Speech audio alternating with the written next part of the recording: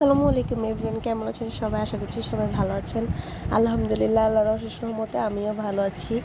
আর আপনারা দেখেই বুঝে গেছেন ইতিমধ্যে যে আমি কি করতে আসছি আজকে। আমি আজকে নল্লি রেসিপি করব, বা নেহারি যাই হোক। এই যে ফার্স্টে আমি নল্লিগুলোকে খুব ভালোভাবে ধুয়ে নিয়েছি ঠান্ডা পানি দিয়ে প্রথমে, কারণ আপনারা সবাই জানেন যে নল্লিতে অনেক পশম থাকে। ভালোভাবে ক্লিন করে 5-6 বার ঠান্ডা পানি দিয়ে ধোয়ার পর নল্লিতে একটা কেমন জানি গন্ধ থাকে, এটা আমি সইতে পারি না। সেই জন্য গরম পানি দিয়েও 3-4 বার এটা খুব ভালোভাবে ক্লিন করে নিচ্ছি। তারপরে আমি প্রসেসিংয়ে চলে গেছি আগে ভালোভাবে পরিষ্কার করে। এই যে দেখতে পাচ্ছেন এখানে পেঁয়াজ কুচি, তারপর গরম মশলা সব কিছু আমি পরিমাণ মতো নিয়ে নিয়েছি। এখানে গোটা গরম মশলাগুলি, যে আদা বাটা, রসুন বাটা, আদা বাটা, তারপর এই যে নলিগুলি এখন আমি পাতিলে, আর আজকে আমি যেহেতু পাতিলে না ফ্রাই প্যানও না, এটাকে কী জানি বলে, ভুলে গেছি। ও আচ্ছা, প্রেশার কুকারে রান্না করব। যাই হোক, প্রেশার কুকারে রান্না করব যেহেতু তাড়াতাড়ি হয়ে যাবে। আর এমনি আর 2-3 দিন জ্বালানোর কোনো ঝামেলা থাকবে না, অল্পতেই হয়ে যাবে। আর এই যে দেখতেই পাচ্ছেন আমি এখানে পরিমাণ মতো সব কিছু দিয়ে দিচ্ছি। 1.5 টেবিল চামচ রসুন বাটা, 1.5 টেবিল চামচ আদা বাটা, তারপর গোটা মশলা আমি গুঁড়া করে নিয়েছিলাম, জিরা, সব কিছু একসাথে দিয়ে ওইগুলার একটা ব্লেন্ডারের একটা স্টেক মিক্স। তারপর হলুদের গুঁড়া 1.5 টেবিল চামচ, মরিচের গুঁড়া চা চামচ, 1.5 চা চামচ সবগুলি, জিরার গুঁড়া, ধনিয়ার গুঁড়া সব কিছুই আমি পরিমাণ মতো এখানে ইউজ করেছি।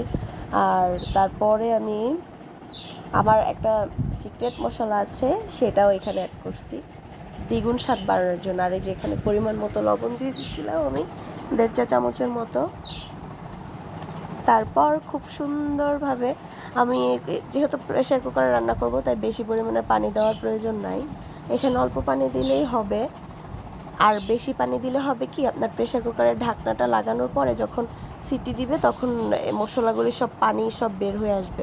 সেই জন্য আর কি পরিমাণ মতো পানি দিয়ে আমি খুব ভালোভাবে মিশিয়ে নিচ্ছি।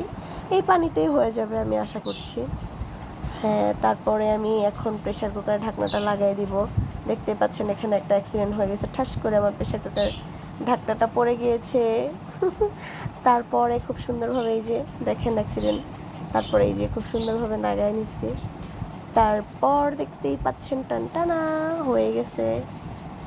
এখন আমি বাগারের জন্য এখানে 4-5টা শুকনো মরিচ তেলে ভেজে নিচ্ছিলাম, সাথে পেঁয়াজ কুচি, রসুন কুচি দিয়ে।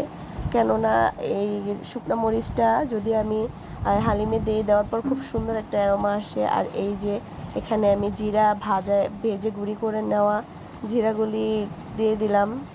তারপর আমি অনেক টাইম, এই যে বাগার দেওয়ার পরে আমি অনেক টাইম ঢেকে রাখবো, যাতে সব কিছুর ভিতর খুব সুন্দরভাবে এই বাগারের স্মেলটা ঢুকে। এই যে আপনারা দেখতেই পাচ্ছেন এই পর্যায়ে আমি বাগার দিয়ে ফেলছি। দেওয়ার পরে এই যে ফাইনাল লুক। আর এখন আমার হাজব্যান্ডও চলে আসছে, ওকে দিব পরিবেশন করার জন্য। আমি খুব সুন্দরভাবে সাজিয়ে নিচ্ছি। আর এই যে এখন আমরা দুজন খাবো। আমরা দুজন কিন্তু একাই 100, এতগুলো নলে কিন্তু এখন এখানে অনেকগুলোই ছিল, এগুলি সব আমরা দুজন খাইছি। খুব মজা হয়েছে সে বলছে। যাই হোক, আপনাদের সবার জন্য অনেক অনেক ভালোবাসা, অনেক অনেক দোয়া। আপনারা সবাই আমাকে সাপোর্ট করবেন, ভালো থাকবেন।